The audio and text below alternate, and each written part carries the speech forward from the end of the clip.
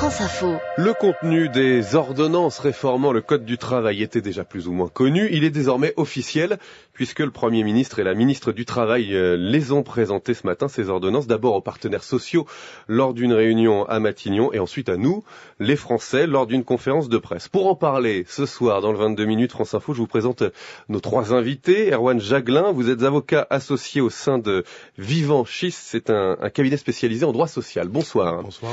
Rachid Temal, vous êtes porte-parole du PS, membre de la direction collégiale provisoire du parti et conseiller régional d'Île-de-France. Bonsoir à vous. Bonsoir. Et avec nous au téléphone également Martial Foucault, politologue.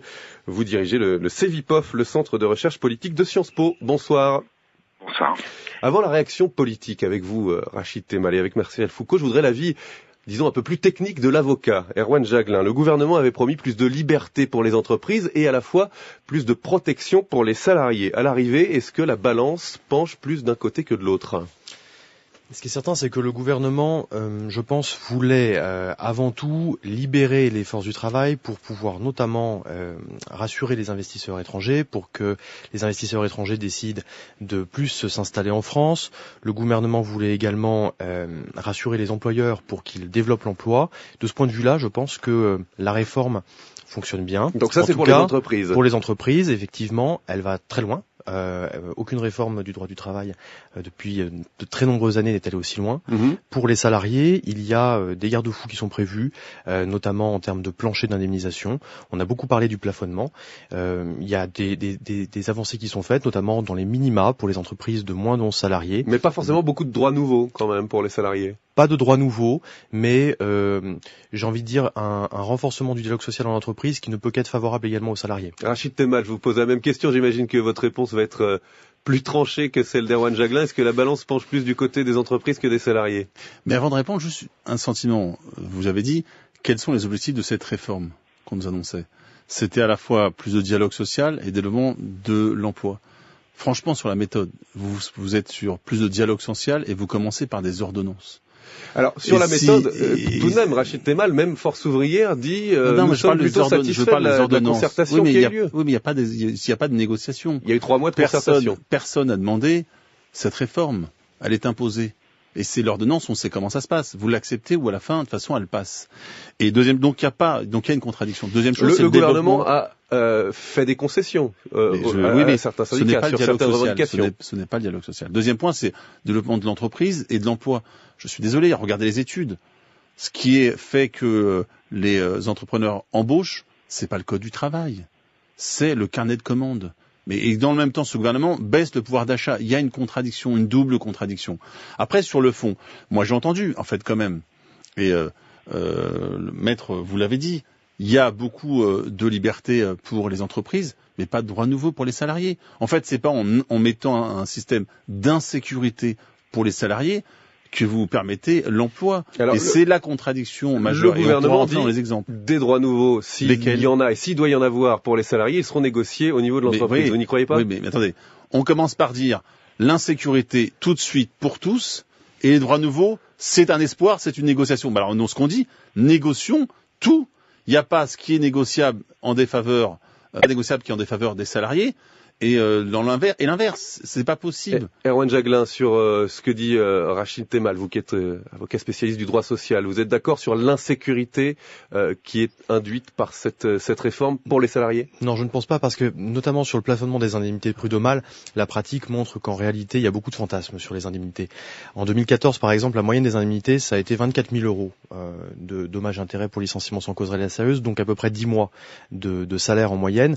Les montants qui sont prévus par l'ordonnance sur la sécurisation des relations de travail sont plutôt dans cette fourchette-là, puisqu'on monte jusqu'à 20 mois maximum et on a des garde-fous au niveau des planchers. Je pense que quelque part le gouvernement a rempli la copie qui était de faciliter la vie au quotidien des chefs d'entreprise qui voyaient dans le code du travail quelque chose de très compliqué à gérer surtout. Avant de vous passer la parole, Rachid Temal, puisque vous parlez, Maître Jaglin, des indemnités prud'homales, je me tourne vers Martial Foucault, politologue, directeur du CEVIPOF. Cette mesure et ce plafonnement, ce barème des indemnités prud'homales, notamment pour les licenciements abusifs, c'est ce qui coince principalement dans l'opinion.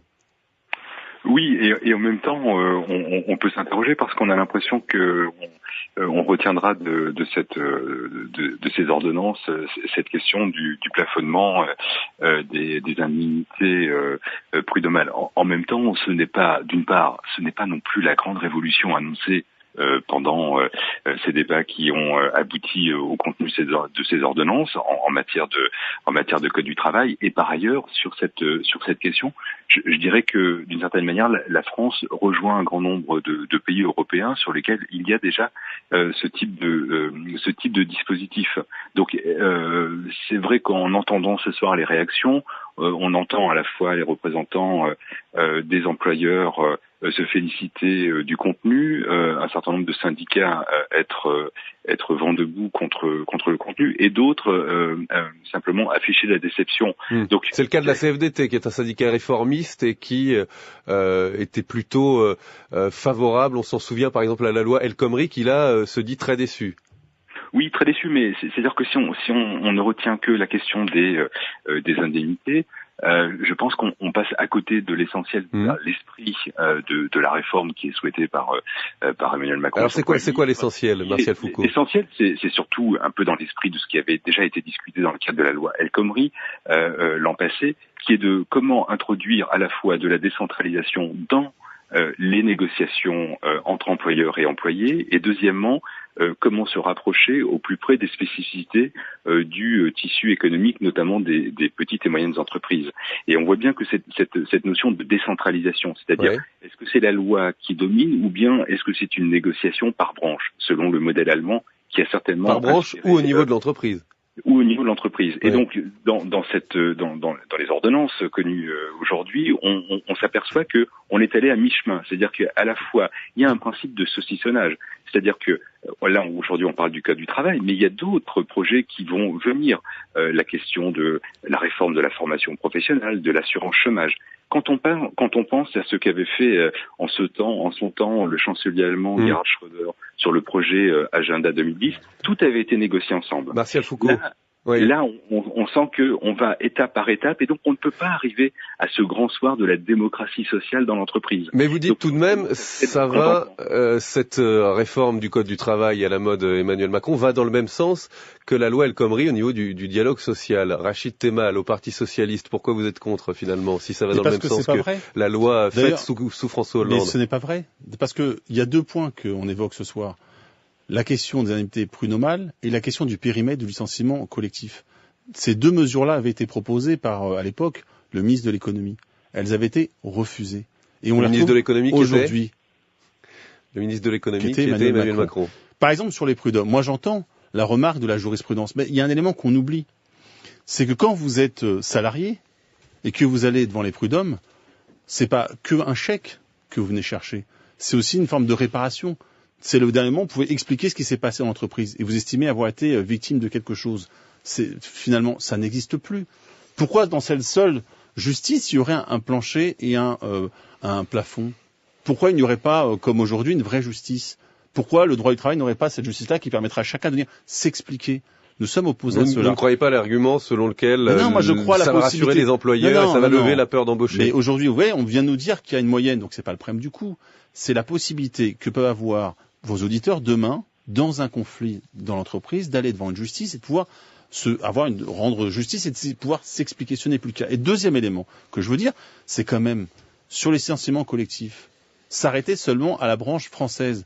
Et on connaît des grands groupes français qui sur les résultats. Voilà. Oui, si la branche française d'une multinationale est en déficit alors que l'entreprise au niveau mondial va bien, on pourra s'appuyer sur les difficultés de la branche française pour licencier. On a en France des grands groupes français qui parfois payent peu d'impôts en France parce que l'essentiel est à l'extérieur. Donc là, il y aurait un vrai souci. Vous voyez, ces deux points, par exemple, qui dans la vie quotidienne vont peser et donc c'est de l'insécurité pour les salariés. Serez-vous dans la rue, vous, les socialistes, le 12 septembre pour dire votre opposition à cette réforme du Code du travail? Je vais vous poser la question. Rachid Temal, dans 1 minute 30, vous restez avec nous, Erwan Jaglin et Martial Foucault également. Juste après le tour de l'essentiel de l'info, et on reprend ce dossier. 23h21, l'info Stéphane Milhomme. Un suspect gardé à vue depuis ce matin après la disparition de Maëlys à Pont de Beauvoisin. Il n'était pas sur la liste des convives du mariage, mais c'est un invité de dernière minute. Perquisition chez cet homme de 34 ans entre Isère et Savoie. La petite fille de 9 ans reste introuvable depuis samedi soir dans ce secteur de l'Isère. Mon objectif est de faire une réforme équilibrée et efficace. Le credo d'Édouard Philippe. Le Premier ministre était ce soir aux 20h de France 2. La réforme du Code du travail n'est pas à la hauteur. Le regret de Laurent Berger pour la CFDT. Les ordonnances visent à instaurer un encadrement des indemnités prud'homales. Elles seront plafonnées à 3 mois de salaire jusqu'à 2 ans d'ancienneté, 20 mois au-delà de 28 ans d'ancienneté.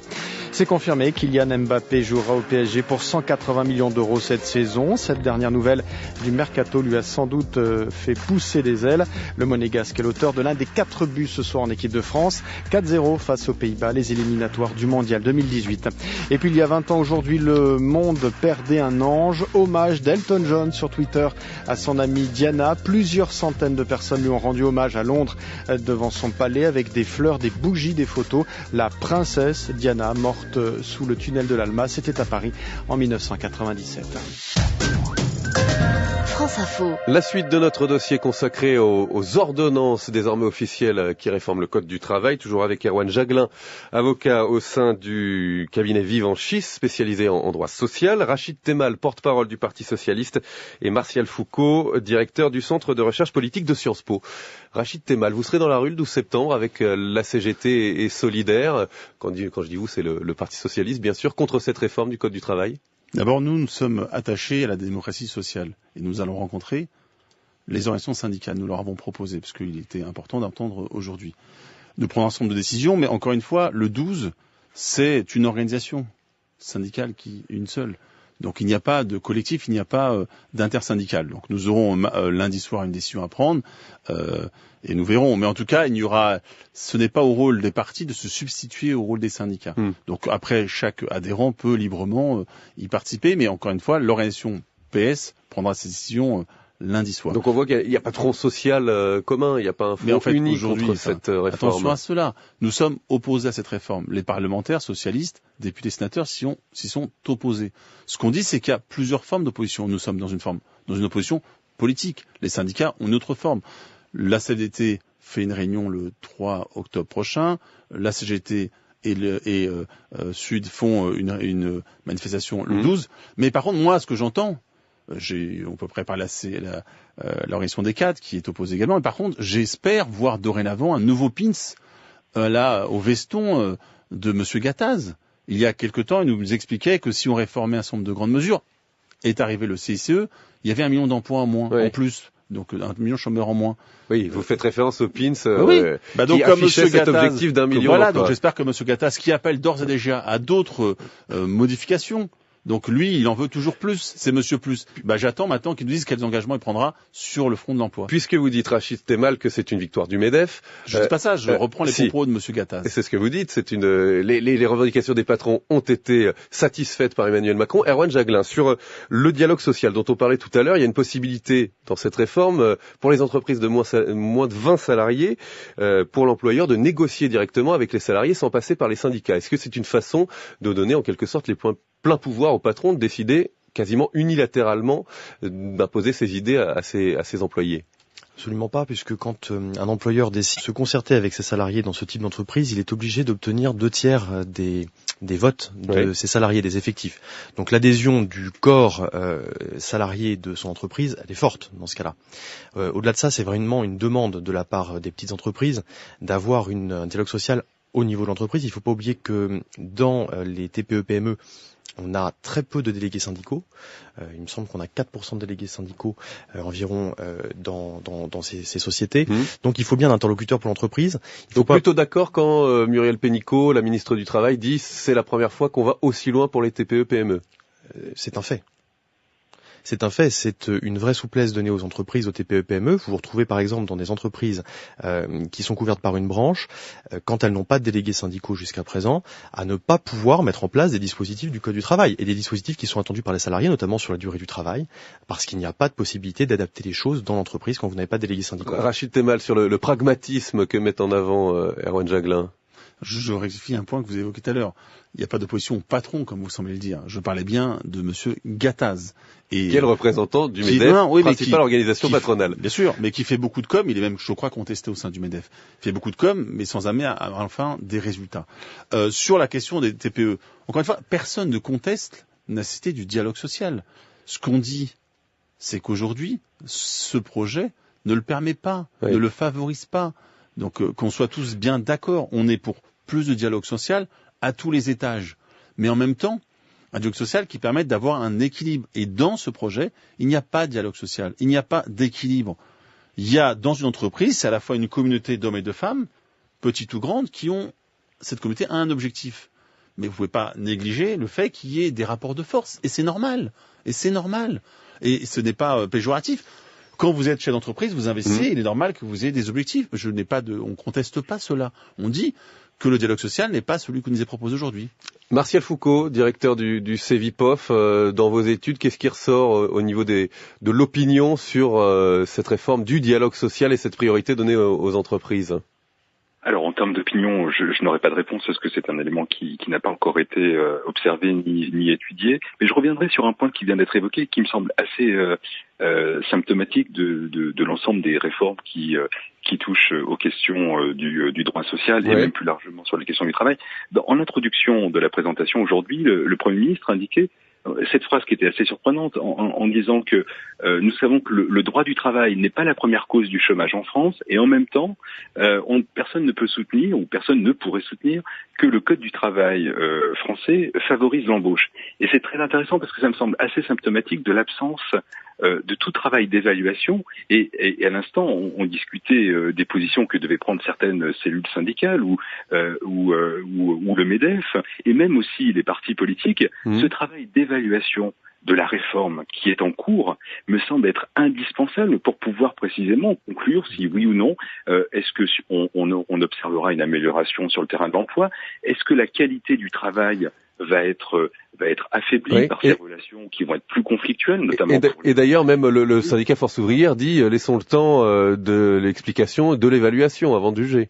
Et peut-être même avant ces ordonnances, peut-être que s'il y avait eu un travail, un débat public sur l'évaluation actuelle du fonctionnement de la démocratie sociale dans les entreprises, les petites et moyennes entreprises et même plus grandes, peut-être qu'on aurait eu des éléments plus substantiels pour pouvoir comprendre les évolutions souhaitées par ce gouvernement. Merci beaucoup à tous les trois d'avoir été les invités de France Info ce soir. Martial Foucault, directeur du CEVIPOF, Centre de recherche politique de Sciences Po. Rachid Temal, porte-parole et membre de la direction collégiale provisoire du Parti socialiste. Vous déciderez donc lundi si vous participerez à la journée d'action du 12 septembre. On lancera d'autres actions également. Rendez-vous donc lundi. Rachid Temal, merci. Et Erwan Jaglin, avocat associé au sein de Vivanchis, cabinet spécialisé en droit social. Merci beaucoup, il est 23h29.